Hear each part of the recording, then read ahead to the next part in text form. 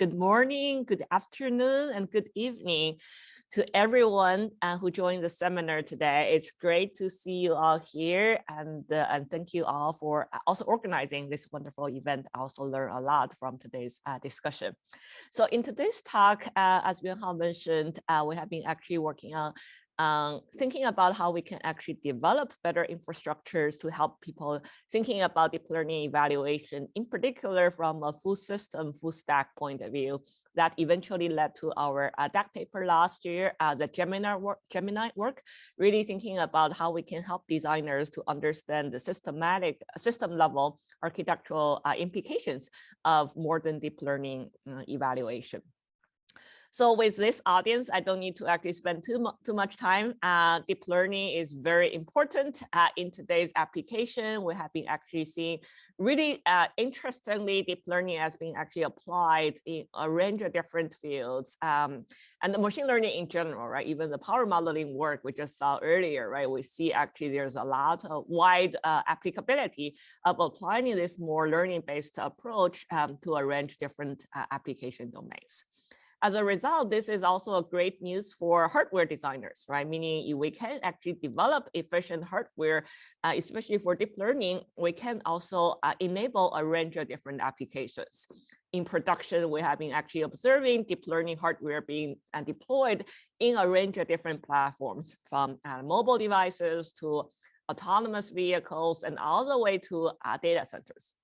Right, as we are, especially from hardware designer point of view, in the process of building, developing a wide range of deep learning accelerators, especially from our like design automation community, right? Design productivity is always important. So the question we ask ourselves is how we can actually make the hardware design for deep learning easier. There are clearly like strong patterns across different computational patterns, data movement, right? Whether we can actually abstract it so that we can enable more systematic hardware evaluation. I mean, this is not new, right? You will think about today's what people call deep learning accelerator generator, right? So instead of designing a particular instance of hardware, right, those work are really thinking about how we can automatically generate a range of different instances for different power and area targets, right? So we have seen a lot of very interesting work in proposing like novel accelerator design or novel approach of thinking about deep learning accelerator generator. But from our point of view, when we actually look at those different designs, right, many of them actually lack what we call full system and the full stack visibility. So what do we mean by full system and the full stack? If we look at today's SoC in general, right, not only in mobile, but also in data center, it's actually fairly complex. We actually see a range of different components actually being integrated on today's platform from different general purpose cores, CPUs, high power, high performance, and high efficiency, different flavors of CPUs, right? And also like earlier, people also asking GPUs, right? Also GPUs are like very commonly integrated component in today's SoC. Then we also have a range of different IPs, right? Including machine learning, but also video, codec, and image processing, and a range of other applications. And all of them connected together with some shared system level interconnect and system level memory, right? Whenever we think about this kind of fairly complex heterogeneous system, there are always interesting performance impacts in really thinking about how we handle so many actually different resource conditions across all the different agents, right? We actually have traffic requests for all of them into our system cache, system memory. How do we actually make sure we understand them correctly to actually guarantee a good end-to-end performance? Right, so this is a general like SoC view in thinking about today's heterogeneous system. Right, if we zoom into, let's say, memory hierarchy, right? So we all know data movement is very important. We have seen a lot of work in really thinking about how we can understand the data movement behaviors of individual accelerator, like data flow, right? A lot of the data flow discussion is about reuse. But if we zoom out, again, back to the SoC level, again, we see actually not only accelerator have its own scratch pad, right? CPU also have its local cache, and then again, we have this kind of shared memory in the end. And then there's like a lot of issues related to correctness, right? How we can actually guarantee the right data is actually propagated across different accelerators and also across different CPU cores. How do we actually guarantee coherence across all the different local memory that's sometimes managed by hardware, sometimes actually managed by software? What are the different latency characteristics, right? How do we actually make sure data can be actually shuffled around for different application access patterns? Because a lot of applications today actually use a range of different IPs and the CPUs. A lot of data movement is happening as a memory hierarchy. All right, this is only one side of story, right? When we think about the accelerator design, we also need to think about programmability, right? Virtual memory system is very important to make sure accelerators and also CPUs can actually use like a virtual address directly instead of actually directly ping data into the memory, right? When we think about the virtual memory management, there are also a range of different performance factors, right? How do we actually handle page faults, especially for accelerators? What's the TLB hit and miss latencies that are actually tolerable for modern application designs? All of those are very important system level factors that would actually affect not only the performance, but also the programmability of modern accelerators. And finally, when we think about the hardware level, right? So again, CPUs are actually very important. A lot of today we think about accelerators is mostly thinking about like individual accelerator. We talk about how efficient, what's the peak tops that we can actually achieve for individual accelerators. But eventually accelerator need to be actually managed by some CPUs, right? Either a high performance CPU or high efficiency CPUs. And also a lot of time, right? If our accelerators don't support certain functionalities, those kernels also need to be actually offloaded in our CPUs to actually handle those functionalities, right? So when we think about that, the performance of our whole CPUs are also important. If there are certain unaccelerable kernels, they need to actually, the data need to be shuffled back to the whole CPU. The CPU is actually the one to responsible to actually execute it, right? If the CPU is actually too slow, then it won't actually meet, again, the end-to-end performance of the entire system. This is more from the hardware point of view, right? Again, part of the hardware development is actually eventually need to be actually used by system designers and also application users. When we think about the software stack, right? Being able to running like operating system is also very important to actually support programmability and also again, end-to-end functionality of the system, right? When we think about operating system support, we also need to make sure our hardware is able to handle like interrupts, context switches correctly to again, guarantee actually end-to-end execution. So this is what we are really excited about the full system of visibility, right? When we think about accelerator design, a lot of time we like to think about individual pieces of the hardware, but eventually they need to be integrated in this kind of heterogeneous environment, right? So far, our discussion is mostly on SoC, right, system on chip.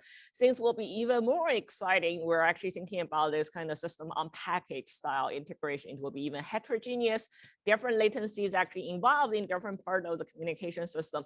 All of those will be very important to deliver good end-to-end performance of our next generation deep learning system. So this is what we mean by full system. We also mentioned like full stack, right? This is again more from actually programming perspective. When we actually, after we design our accelerator, those pieces of hardware need to be actually used by the end users. And people just typically just mention programmability, but if we actually zoom into programmability, it can also mean different things. We're talking about different programming experiences. Right? We think about the high level, especially in the deep learning system. Now we have a lot of these high level frameworks like Onyx, PyTorch, TensorFlow that actually abstract away a lot of details. You can easily instantiate your your neural network directly, right? So those are very convenient for especially more application-driven users. At the mid-level, a lot of vendors, either from NVIDIA or Intel or ARM, they are actually supporting this kind of very vendor-specific library to actually guarantee for some of the commonly used functionality like convolution, matrix multiply. We have those libraries to actually support efficient execution, right? So those are more like intermediate level. Eventually, everything boils down to ISA, right? We need to actually get to the instruction set. What are the different instructions are available? And for like very low level, especially like in embedded system programmers, if we actually want to get every bit of efficiency from our system, we also need to actually understand those ISAs to actually take advantage of the system in the end. So there are different user experiences. All of those are very important. When we actually develop an infrastructure, we also want to make sure that we can actually expose, again, different levels of abstraction to different users so that they can actually use our system efficiently. So that's all the, again, full system, what we mentioned, like the SoC component, and here full stack consideration. We were considering when we actually think about the Gemini project, how we can actually provide this flexible integration platform, evaluation platform for both SoC designers to understand the SoC level implication, also eventually support all the different levels of programmers to make sure they can actually efficiently prototype and evaluate their system. So that leads to our Gemini earlier is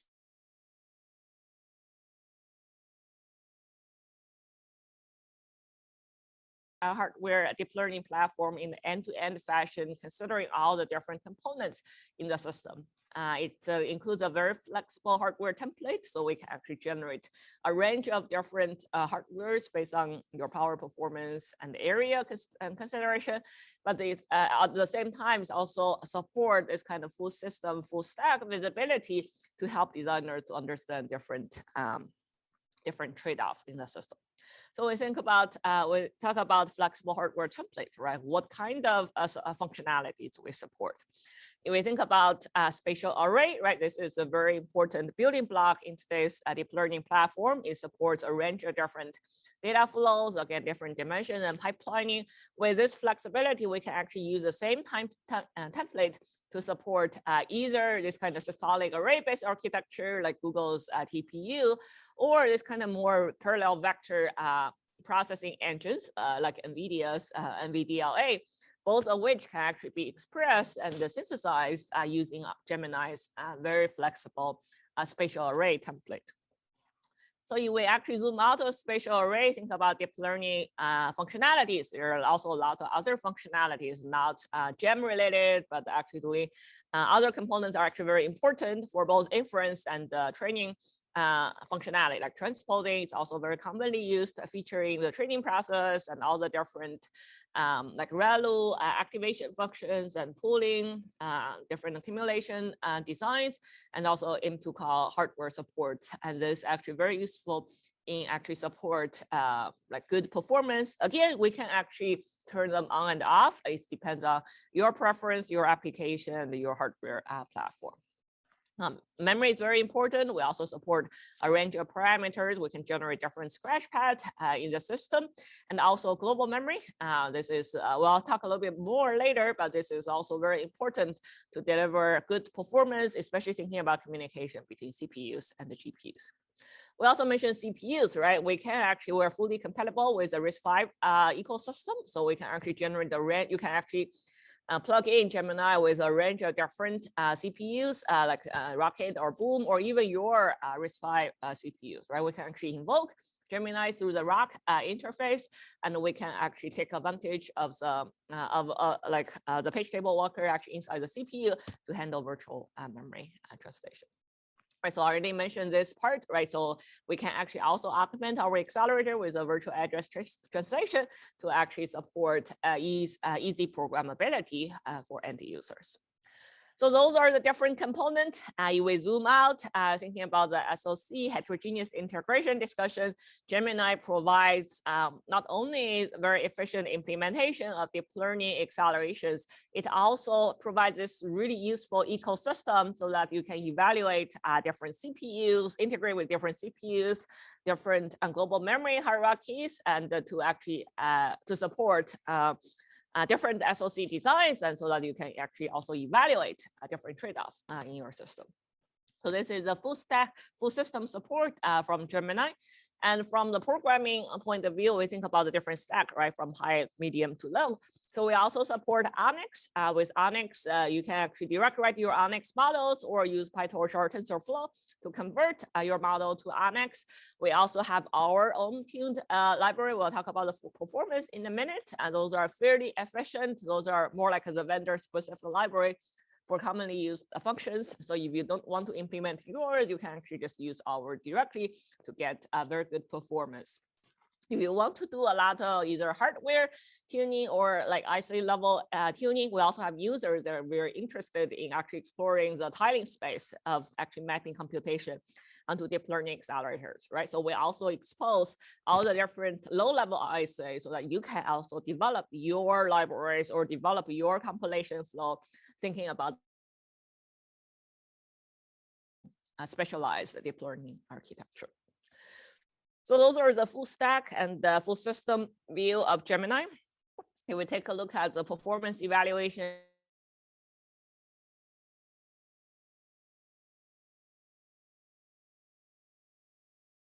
evaluate Gemini with a range of different CPUs and also with a range of different components you'll want to actually apply to your deep learning acceleration.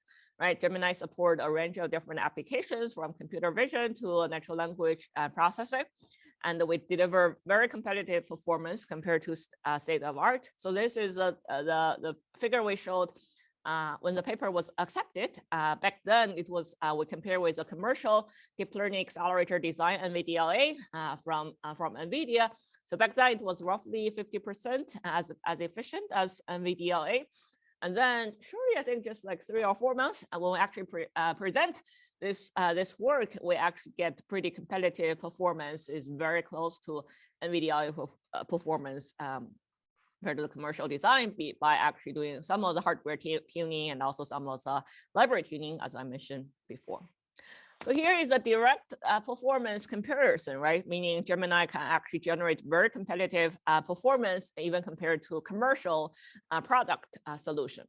At the same time, we mentioned Gemini is actually a great way to think about system level implications, how we actually integrate accelerators, in particular deep learning accelerators in the SoC component, right? We also present a range of different case studies in our paper. Due to the time limit, I'll be mostly focusing on one of the case study in really thinking about how you can actually use a tool like Gemini to help you evaluate some kind of system level design trade-off or design space exploration to figure out what would be a good optimal design for your target, right? Like as an example, one example I will briefly mention here is this memory partitioning example, right? Imagine there is a system here, a heterogeneous SoC with both CPUs and deep learning accelerators, right? Let's say if you are like a SoC architect, right? So this is your entire system.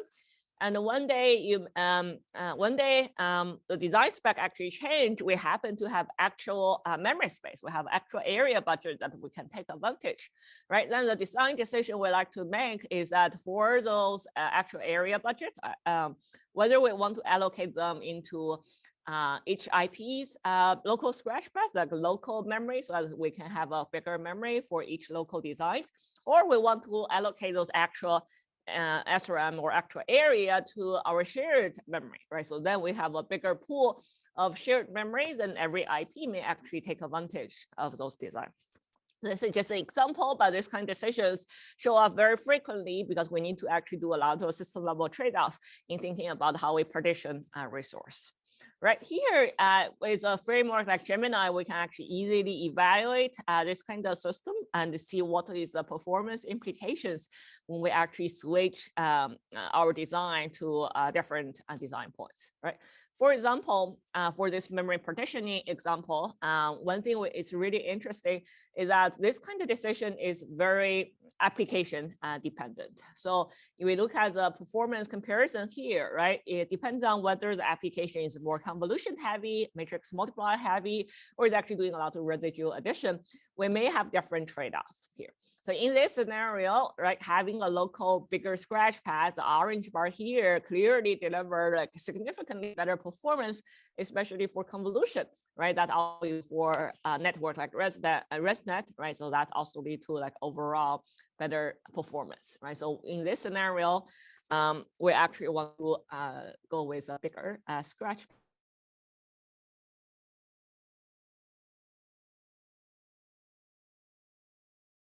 intentions, very isolated execution. One thing is that this kind of decision is also SOC dependent, right? Let's say we have a more like dual core SOC with a lot of traffic, a lot of resource contentions, right? And then we do this kind of evaluation again, we see, well, also big scratchpad, bigger local scratchpad, orange bar still help with convolution, but having a bigger L2, especially in a more contentious system, significantly improve applications like residual addition, which has a lot of this kind of streaming behavior, and we want to have a bigger scratchpad so that we can actually capture some of the behaviors there. So with that, is actually having a bigger shared memory is very, very useful. Right. Well, this is just an example, right? But there are like a lot of this kind of system level evaluation could be actually very useful. And and Gemini has been even in our own evaluation and also for other users to actually think about how they can actually develop better SOCs, better prototypes with this kind of full system evaluation. So this is an example of some of our work in thinking about design. We are really emphasize the importance of thinking about full stack optimization when it comes to deep learning accelerator. We have been doing a lot of interesting work in thinking about designing individual accelerators and then integrating accelerators using framework like Gemini, and also thinking about the scheduling, how we can actually better map computation onto the accelerators. So this talk is mostly focusing on the Gemini, but feel free to reach out to us if you are interested in other aspects of this work. So before I conclude, Gemini is a full system, full stack deep learning evaluation platform for to enable designers to think about how they can integrate deep learning hardware into their system. It's very useful in thinking about design space exploration for hardware and software co-design with a range of very commonly used system level evaluation questions that we actually need to answer. It is fully open source. We have a lot of users, and we are also very committed in supporting our users. If you're interested, feel free to go to this link to take a look at what's out there. None of the work is actually possible without the wonderful support of all the students actually working on this project. And this project is also sponsored by DARPA under the RTML project, and with the industry sponsor from ADEPT and now a Slice Lab here at Berkeley. So with that, it's great to see you all here, and I'm happy to take any questions either here or offline. Okay, thank you very much for your talk. Gemini is really a very impactful framework. That is a lot of effort, and it's very impactful. And now we have many questions on the chat box. And Sophia, can you check the chat box and to see those questions and give them a very brief answer, because we are run out of time. Yeah, thank you. Of course, sure. So I'm seeing both in the Q&A window and the chat box. Is there any particular preference which order I should go, or I should just? You can start from Beiyu. Beiyu ask, can you explain more details on the ISA level and yeah, and etc. Yeah. We extended to plug Gemini into the SO. So more details on how the SOA should be extended to plug in Gemini into. So first, so the current ISA support already support how Gemini actually can be integrated into the system. Very good question, Beiyu. So if you look at our ISA, we have a more detailed README actually in our GitHub page. We also actually use Gemini in our teaching practice. So we have a hardware for machine learning course here at Berkeley. So we have actually, in particular, lab 3 that's basically expose all the ISAs. So to answer your question directly, yes, so the ISAs already support integration of into the SOC platform. I mentioned earlier, all the ISAs are actually using ROC-based format. So the RISC-V cores can actually basically invoke those ISAs directly, and the pipeline, whenever it decodes this ROC ISA, it knows it actually need to invoke the Gemini accelerator, so they pass all the arguments to Gemini accelerator, and internally Gemini has a decoder to actually decode those ISAs. So at the ISA level, our current support already support, leveraging the ROC interface, already support SoC integration.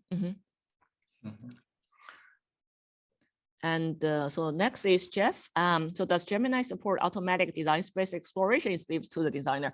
So very, very good question. A lot of folks also ask us this. So currently we don't support automatic design space exploration. So we expose the different design parameters. I briefly mentioned here, again, our paper and our GitHub page has more elements there. So we expose the entire design space, but how designers could actually navigate, potentially navigate the space, understand the different trade-offs of the space, and then find out the designs more automatically. It's a very important question. It's also a hard problem, hard question. We don't have a good solution yet. We know how to expose that, and we already mentioned there is a huge design space there, but we don't actually currently have any automatic flow to navigate that. If you folks have any good ideas, let us know. But currently, we expose the space, but don't do design space exploration. So Chen Feng, based on my best understanding, CPUs play an important role to connect. It might take performance impact become more serious than before in the future. Do you think that coordination roles of CPUs will be disaggregated to other accelerators like CPU and the GPU? That's a very good question, right? So I completely agree with you. CPUs are very, very important, and a lot of the performance impact you mentioned, right, could be actually be very important. It's, in addition, it's like, of course, you need to coordinate all the different accelerators. It also need to, I mentioned, like if some kernels are actually not being fully accelerated, we still need to actually go back to CPUs to actually do that.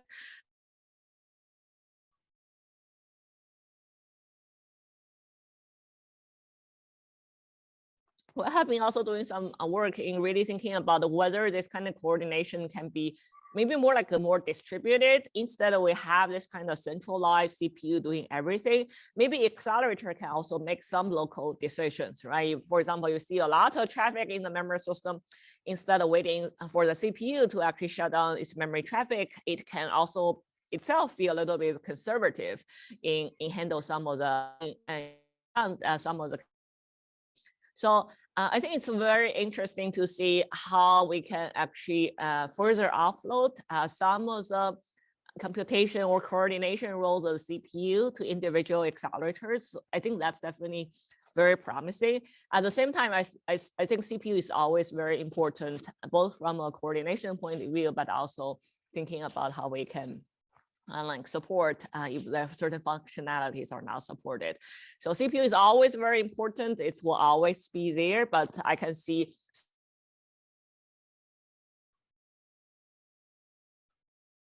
actually very interesting question. So Rajesh, is Gemini open sourced and free for use by researchers?